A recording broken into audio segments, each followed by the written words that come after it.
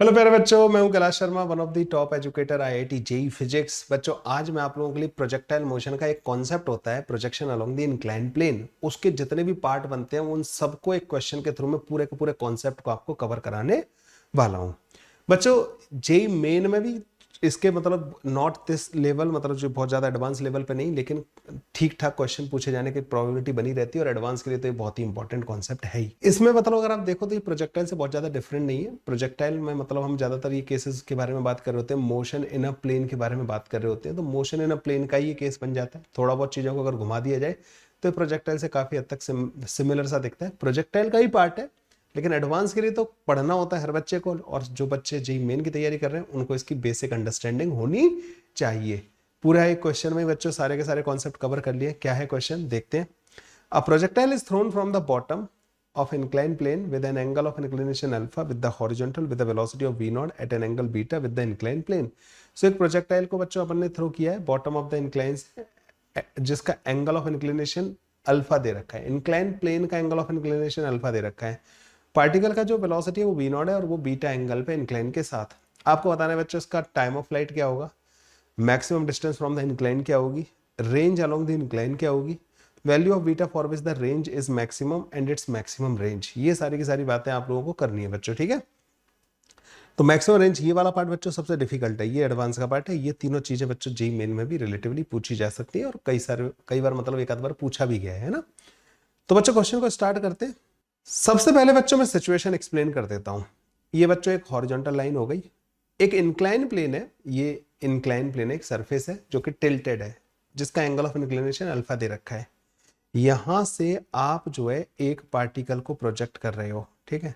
मान लीजिए वो पार्टिकल हो गया, इस पार्टिकल को आप इंक्लाइन के ऊपर ऐसे फेंक रहे हो वी नॉट की स्पीड से, ठीक है। ये वी नॉट स्पीड हो गई और ये एंगल बच्चों बीटा के बराबर हो गया। ये इंक्लाइन पे ऐसे करके बच्चों कुछ जाएगा और यहाँ पे जाके बच्चों ये कहीं गिर जाएगा, ठीक है। ये कुछ ऐसा बच्चों बनेगा। अब आपको यहाँ पे क्या क्या पता करना है। एक तो बच्चों आपको ये, इसे कहते हैं रेंज, ठीक है। एक तो आपको ये रेंज पता करनी है और आपको इसमें ये भी पता करना है कि रेंज जो है मैक्सिमम कब होगी। एक ये जो इंक्लाइन से मैक्सिमम डिस्टेंस पे गया होगा ना, ये डिस्टेंस इंक्लाइन से परपेंडिकुलर जो डिस्टेंस होगी ना बच्चों, इसको बोलते हैं यहाँ पे डी मैक्स। यहाँ पे एच मैक्स नहीं बोलते, मैक्सिमम हाइट नहीं बोलते, हाइट वर्टिकली मेजर की जाती है। अगर आप इससे कोई चीज मेजर कर रहे हो, कोई पर्टिकुलर डिस्टेंस मेजर कर रहे हो, तो हम उसको डिस्टेंस बोलेंगे, वर्टिकल नहीं बोल रहे हम लोग, ठीक है। ये कैलकुलेट करना है। इसका जो टाइम ऑफ फ्लाइट होगा T equal to capital T, जब ये यहाँ पे गिरेगा बच्चों, वो टाइम ऑफ फ्लाइट कैलकुलेट करना है। और आपको ये बताना है किस बीटा की वैल्यू के लिए, बीटा और अल्फा में एक रिलेशन आएगा, किस बीटा की वैल्यू के लिए इसकी रेंज मैक्सिमम होगी और वो मैक्सिमम रेंज क्या होगी। मैंने बोला था ना सारे केसेस कवर हम इसमें कर देंगे। अब बच्चों कई बार जो ये बीटा जो है ना, जैसे मैंने तो अपने क्वेश्चन में बीटा को जो है इंक्लाइन के साथ दिया है, कई बार ये हॉरिजॉन्टल के साथ दे रखा होता है, तो ज्यादा कोई फर्क नहीं पड़ेगा बच्चों ना। आप इस केस को याद रखो, जो भी केस हो उसमें से बीटा अपना जो जो आपको हॉरिजॉन्टल के साथ दे रखा हो उसमें से अल्फा माइनस करके आपके पास वो बीटा एंगल आ जाया करेगा। तो इन क्वेश्चंस को करने का तरीका क्या होता है, देखो बच्चों, यहां पे भी जो एक्सेलरेशन ड्यू टू ग्रेविटी होगा बच्चों, वो जी के बराबर वर्टिकली डाउनवर्ड ही होगा। अब बोलो हाँ सर वो थोड़ी बदल जाएगा। यहाँ पे हम करते क्या है कि हम इधर एक्स एक्सिस मान लेते हैं इंक्लाइन के अलोंग, और इंक्लाइन के परपेंडिकुलर मान लेते हैं वाई एक्सिस, ठीक है। क्योंकि हमें तो मोशन इन टू डायमेंशन इसी तरीके से पढ़ा होता है अपन लोगों ने, ठीक है। इधर हम एक्स एक्सिस मान लेते हैं, इधर वाई एक्सिस मान लेते हैं। हम क्या करेंगे बच्चों, एक्सेलरेशन और वेलोसिटी सबके कंपोनेंट कर लेंगे along the two mutually perpendicular direction, जो कि एक्स और वाई डायरेक्शन हमें यहाँ पे दे रखी है। देखो बच्चों, प्रोजेक्टाइल मोशन मैं जो पढ़ाता हूँ ना, मेरा एक तरीका होता है। मेरा तरीका ये होता है कि मैं क्या करता हूँ, जब ये मोशन इन अ प्लेन होती है ना, उसको मैं ब्रेक कर लेता हूँ टू म्यूचुअली परपेंडिकुलर डायरेक्शन में, और फिर रेक्टिलिनियर मोशन के सारे फंडे लगा देते हैं। क्यों? क्योंकि एक डायरेक्शन में इसमें जो जो भी मोशन हो रही होगी ना, वेलोसिटी एक्सेलरेशन जो होंगे, उनका परपेंडिकुलर वाली डायरेक्शन में कोई भी इफेक्ट नहीं आएगा, क्योंकि इनके जब तुम कंपोनेंट करोगे ना 90 डिग्री एंगल होने की वजह से, अगर एक्सेलरेशन का तुम परपेंडिकुलर डायरेक्शन में कंपोनेंट करोगे तो a cos 90 जीरो आ जाएगा, ठीक है।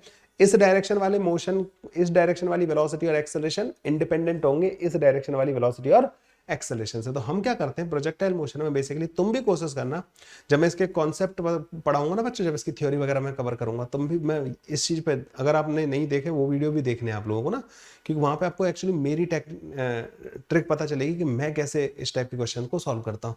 हमेशा बच्चों में प्रोजेक्टाइल मोशन को दो म्यूचुअली परपेंडिकुलर डायरेक्शन में रेक्टिलिनियर मोशन में ब्रेक कर लेता हूँ। रेक्टिलिनियर मोशन के जो मैंने इक्वेशन ऑफ मोशन पढ़ी होती है, अगर एक्सेलरेशन कांस्टेंट है तो मैं वो लगा देता हूँ, काम खत्म हो जाता है बच्चों ना। किसी कितना भी डिफिकल्ट क्वेश्चन हो बड़े आराम से सॉल्व हो जाता है। अगर मैं आपको यहाँ पे बताऊं कि यहाँ पे मैं क्या कर रहा हूँ, तो यहाँ पे बच्चों मेरा जो पहला टारगेट होगा, पहले इस मोशन को दो म्यूचुअली परपेंडिकुलर डायरेक्शन में ब्रेक करना होगा। मैं वेलोसिटी का एक कंपोनेंट करूंगा एक्स डायरेक्शन में, ये यू एक्स कहलाएगा। वेलोसिटी का एक कंपोनेंट करूंगा मैं वाई डायरेक्शन में, ये यू वाई कहलाएगा बच्चों, ठीक है, क्योंकि इनिशियल वेलोसिटी है ना। तो अगर मैं यू एक्स की वैल्यू लिखूं बच्चों, तो यहाँ पे वो आ जाएगी मेरे पास वी नॉट कॉस बीटा के बराबर, और अगर मैं यू वाई की वैल्यू लिखूं बच्चों, तो वो आ जाएगी मेरे पास वी नॉट साइन बीटा के बराबर। ओके, ऐसे बच्चों मैं एक्सेलरेशन के कंपोनेंट करूंगा, एक कंपोनेंट इधर की तरफ आएगा, एक कंपोनेंट इधर की तरफ आएगा। अब ध्यान से सुनना, ये इंक्लाइन के परपेंडिकुलर है, तो ये एंगल अल्फा था, तो ये 90 माइनस अल्फा होगा। अब बोलोगे हाँ सर, तो ये वाला एंगल बच्चों अल्फा के बराबर आ जाएगा। तो इसके जो कंपोनेंट आएंगे ना, वो जी कॉस अल्फा इधर की तरफ, और ये वाला बच्चों जी साइन अल्फा के बराबर आ जाएगा, ठीक है। ये एक्सेलरेशन एक्स डायरेक्शन का हो गया, वाई डायरेक्शन का हो गया। अब बच्चों देखो, मैं यहाँ पे एक डायग्राम और बनाऊंगा, ये वाला एक्स एक्सिस को इधर बना लिया मैंने हॉरिजॉन्टली, ठीक है, और वाई एक्सिस को बनाऊंगा बच्चों मैं इधर की तरफ, ये मैंने इधर वाई एक्सिस बना ली। अब ध्यान से सुनना, मैं ये जो वेलोसिटीज वगैरह है ना, उनको भी प्लॉट कर रहा हूँ यहाँ पे ना। आई होप ये सब कुछ मेरे से छिप नहीं रहा होगा, ठीक है। इधर वेलोसिटी है, इधर एक्सेलरेशन है, और एक एक्सेलरेशन इधर की तरफ दे रखा है, ठीक है। ये बच्चा हमारी एक्स एक्सिस हो गई, ये हमारी वाई एक्सिस हो गई, ये यू एक्स हो गया जो कि वी नॉट कॉस बीटा के बराबर है, ये हमारा यू वाई हो गया वी नॉट साइन बीटा के बराबर है, ये हमारा एक्सेलरेशन हो गया वाई डायरेक्शन में जो कि जी कॉस अल्फा के बराबर है, और ये हमारा एक्सेलरेशन हो गया एक्स डायरेक्शन में जो कि जी साइन अल्फा के बराबर है, ठीक है बच्चों। ये बन गया बच्चों हमारे पास, देखो वेलोसिटीज और एक्सेलरेशन सब कुछ हमारे पास इस तरीके से आ गया। ये आ गया बच्चों। आपको पता होना चाहिए कि एक्स एक्सिस के अलोंग हम इक्वेशन ऑफ मोशन अलग से लगा सकते हैं, वाई एक्सिस के अलोंग हम इक्वेशन ऑफ मोशन अलग से लगा सकते हैं। अगर मुझे किसी टाइम पे वेलोसिटी चाहिए एक्स डायरेक्शन में, तो मैं यू एक्स प्लस का ए एक्स इंटू टी कर दूंगा। मुझे डिस्प्लेसमेंट चाहिए एक्स डायरेक्शन में, तो you x into t plus का हाफ ए एक्स इंटू टी का स्क्वायर कर दूंगा, ठीक है। ये वाली बात समझ में आई आपको। ऐसे ही मुझे अगर वेलोसिटी चाहिए वाई डायरेक्शन में, तो मेरे पास यू वाई प्लस का ए वाई इंटू टी का फॉर्मूला है। डिस्प्लेसमेंट इन वाई डायरेक्शन चाहिए, तो u y into t plus का half a y into t square का फॉर्मूला है, ठीक है। ऐसे थर्ड इक्वेशन ऑफ मोशन भी लगा सकते हैं हम लोग ना।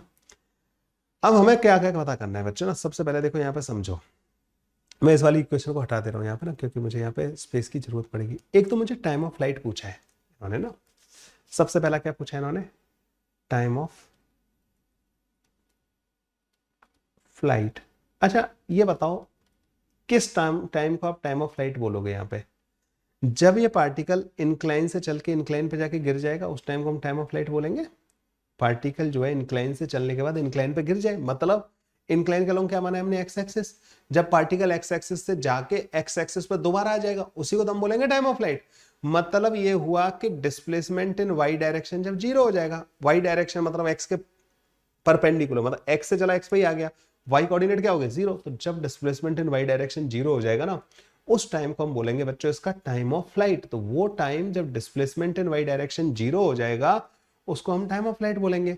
डिस्प्लेसमेंट इन वाई डायरेक्शन का फॉर्मूला क्या है बच्चों, जो जीरो है, तो u in y direction into time of flight minus का हाफ। अब एक्सेलरेशन क्या है यहाँ पे, ये g cos alpha into t का स्क्वायर। तो यहाँ से देखो t की दो वैल्यू आएंगी, t की वैल्यू जीरो आएगी और एक t की वैल्यू आएगी यहाँ पे आपके पास 2u, बेसिकली वी नॉट लिखा है मैंने, 2v not sine beta divided by g cos alpha. अगर आप इस टाइम ऑफ फ्लाइट को देखो ना, तो ये कुछ ऐसा दिख रहा है 2uy divided by ay type का, ठीक है, जो नॉर्मल प्रोजेक्टाइल मोशन में आता है ना, वैसे ही टाइम ऑफ फ्लाइट का फॉर्मूला बन रहा है यहाँ पे। क्यों बना, ये वाली बात समझ भाई, 2b not sine beta, 2b not sine beta, ये y डायरेक्शन में जो प्रोजेक्शन है, एक्सेलरेशन इन y डायरेक्शन कितना है, जी कॉस अल्फा के बराबर, जी कॉस अल्फा से डिवाइड कर दिया। तो जब पार्टिकल इंक्लाइन से चल के इंक्लाइन पे गिर जाएगा वही टाइम ऑफ फ्लाइट कहलाएगा। काम खत्म हो गया पहले वाले पार्ट का, है ना। अब दूसरा वाला पार्ट क्या है बच्चों यहाँ पे, सेकंड वाला पार्ट है बच्चों सेकंड वाला पार्ट देख लेते हैं क्या क्या है।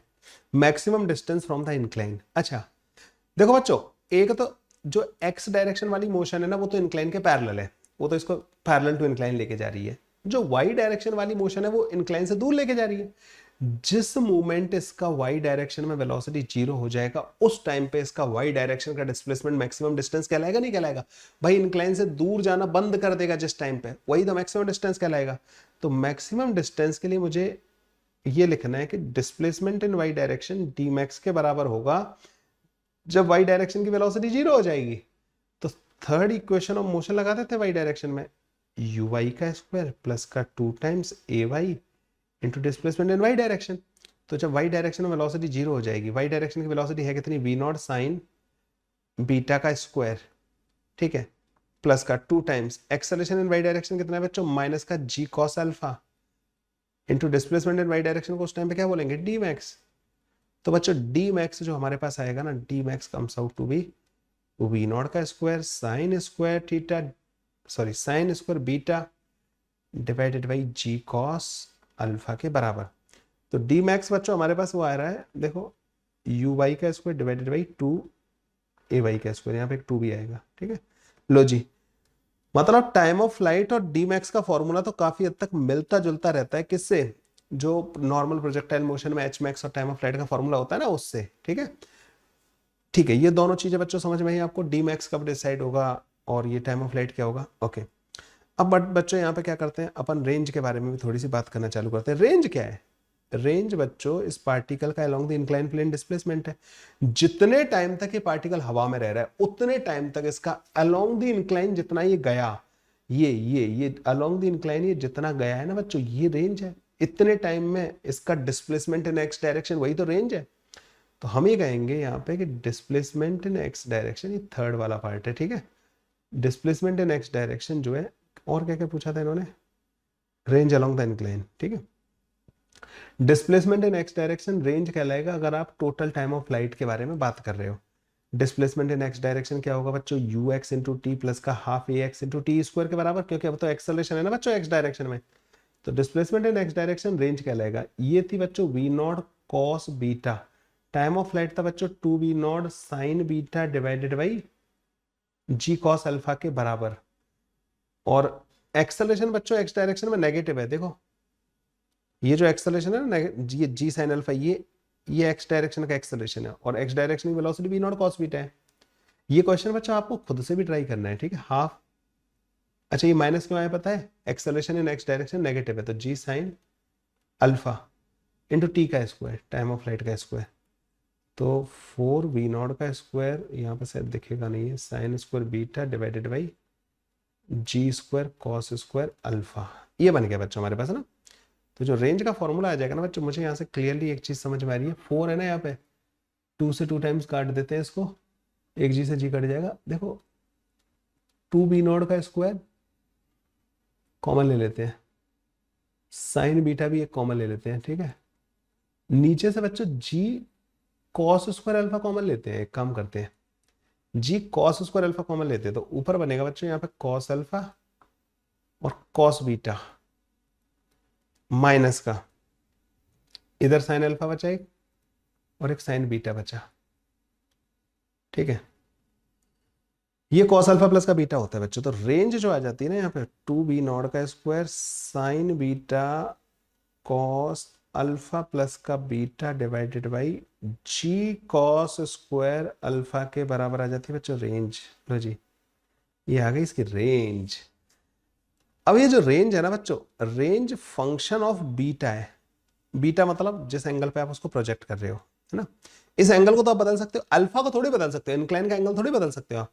तो बीटा पे डिपेंड कर रही है रेंज और वी नॉट पे डिपेंड कर रही है ना। बीटा पे, अल्फा तो कांस्टेंट है, तो मतलब मान लो आपने एक कांस्टेंट स्पीड, मतलब एक स्पीड फिक्स कर दी कि मैं इस स्पीड में फेंकूंगा, लेकिन आप बीटा की वैल्यू बदलते जा रहे हो तो रेंज अलग अलग आएगी। तो जो हमारा अगला वाला पार्ट है ना बच्चों, 4th नंबर पार्ट जो है वो यही है कि बीटा की वैल्यू बतानी है जिसके लिए रेंज मैक्सिमम हो जाए। आपको पता है बच्चों, जब भी कोई चीज हमें किसी का फंक्शन दे रखी होती है, मैक्सिमम मिनिमम कैसे करते हैं, d r by d beta equal to 0 करके रेंज को डिफरेंशिएट करेंगे बीटा के रिस्पेक्ट में और 0 कर देंगे। रेंज है कितना हमारे पास, 2b0 का square sine beta divided by g cos square alpha cos alpha plus का बीटा। इसमें बच्चों ये 2b0 का square g cos square alpha ये तो कांस्टेंट है, तो जब आप dr बाई डी बीटा पता कर रहे होगे ना, dr बाई डी बीटा जब पता करोगे 2b0 का square divide by g cos square alpha, ये तो बाहर आ जाएगा।